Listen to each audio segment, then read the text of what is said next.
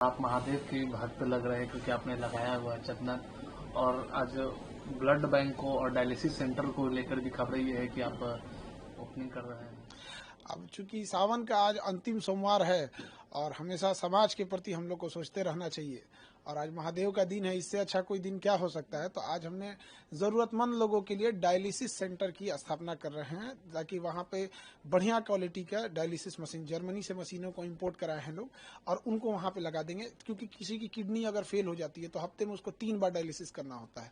तो उसकी, और एक मिडिल क्लास इंसान हर महीने उसको 50,000 देंगे, नहीं तो सामने मर जाएगा बेचारा, तो काफ़ी दिक्कत हो जाती है। तो हमने डायलिसिस सेंटर के लिए और ब्लड बैंक के लिए भी हमने इसमें प्रोसीड कर दिया है। आई थिंक नवरात्रि का पहला नवरात्रि हम लोग ब्लड बैंक की स्टार्ट कर देंगे, और लक्ष्य है कि उसको एशिया में सबसे बड़े लेवल पे लेके जाना है, ताकि गरीब इंसान ना भटक सके।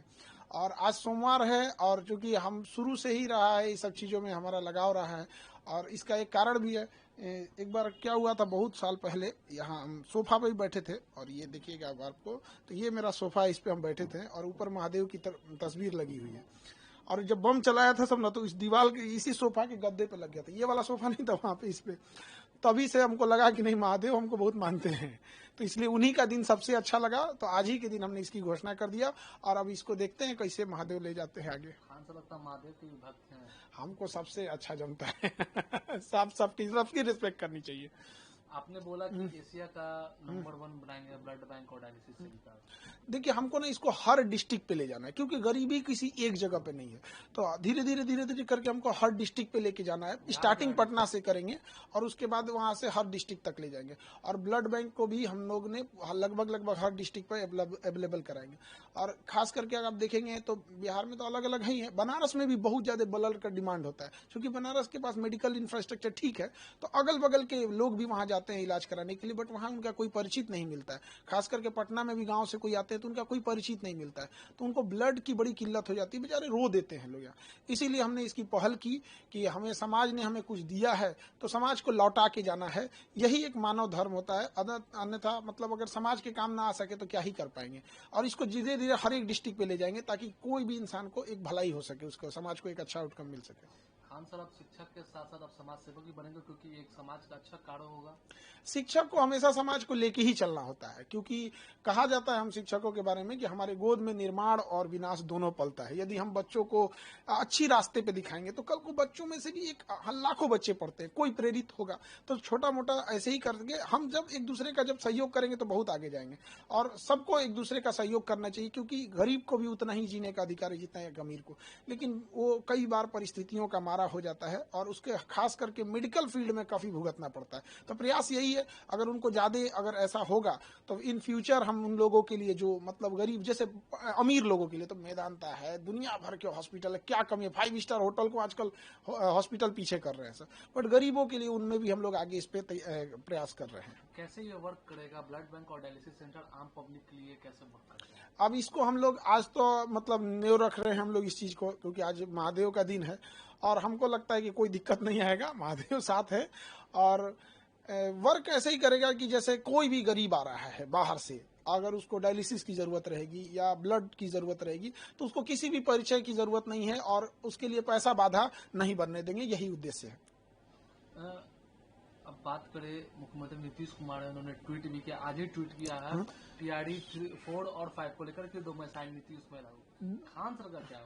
देखिए, डोमिसाइल नीति लागू कर देंगे ये, और इसमें एक और चीज उन्हें करना चाहिए था सप्लीमेंट्री रिजल्ट के लिए। तो एक होता है कि बच्चों को एक उम्मीद भी थी कि मुख्यमंत्री हस्तक्षेप किए तो सप्लीमेंट्री रिजल्ट भी दे देंगे, क्योंकि बहुत सारे बच्चों का लास्ट अटेम्प्ट है, और थोड़ा बहुत मान के चलिए वैकेंसी ही है, डेट ऑफ बर्थ की वजह से अगर किसी को छांट रहे हैं तो उसको ले लेते ना चाहिए। और डोमिसाइल, अब अधिकारियों को क्या हो गया है, 6 महीना ये लोग ने ठंडी, बरसात, गर्मी, मारा लाठी पुलिस से, गर्दनी बाग में 8-8 महीना से बच्चे पड़े थे सर, और आखिर उन्होंने मान ही लिया। तो बस यही कहते हैं कि अधिकारी लोग को क्या हो गया है। आप किसी चीज को मानते हैं 8 महीना, इससे क्या होती है, एक धारणा बन जाती है कि आप जानबूझ के खराब कर रहे थे। दूसरा कि कई बार ऐसी भी मुद्दे आएंगे जो शायद आपके बस का नहीं था, लेकिन आपने एक जो रूल सेट कर दिया कि भैया 8 महीना 9 महीना बाद आप मान ही जाते हैं यहाँ पे।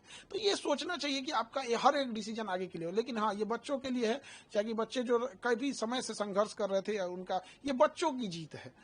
ये चुनावी साल है, तो इसलिए नीतीश जी ने भी किया है। हाँ, जो भी अब इसमें सप्लीमेंट्री भी दे देते तो बड़ा दिल से धन्यवाद करते, क्योंकि बड़ा रोते हैं सब बच्चे आके। अब बताइए 25-30 हजार की नौकरी के लिए कोई बड़े घर का बच्चा तो आएगा नहीं। तो ये सभी चीजें हैं, थोड़ा इसमें ज्यादा और सीरियस सोचना चाहिए।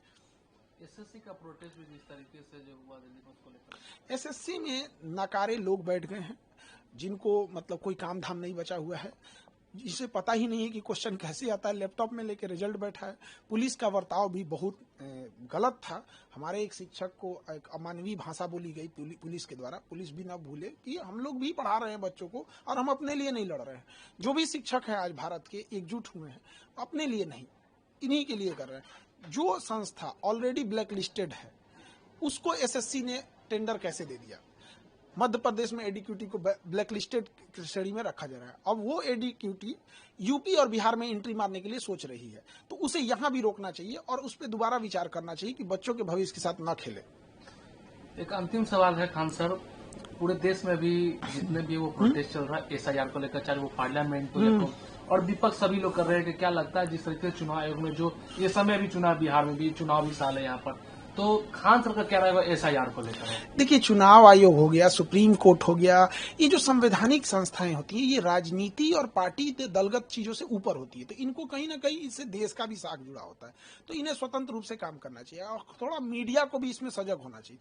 क्या है कि मीडिया चुनाव से पहले ओपिनियन पोल दिखाने लगती है, तो आप जब 2 महीने से किसी चीज को दिखा रहे हैं कि ये जीतेगा, ये जीतेगा, ये जीतेगा, फिर चुनाव के दिन अगले दिन एग्जिट पोल दिखाने लगते हैं, फिर अगले दिन विश्लेषण करने लगते हैं। अब एक जो इंसान, एक साधारण इंसान घर में टीवी पे देख रहा है 2 महीने से फलाना पार्टी जीतने वाली है, जीतने वाली है, अचानक जब कोई दूसरी जीतेगी तो क्या बोलेगा?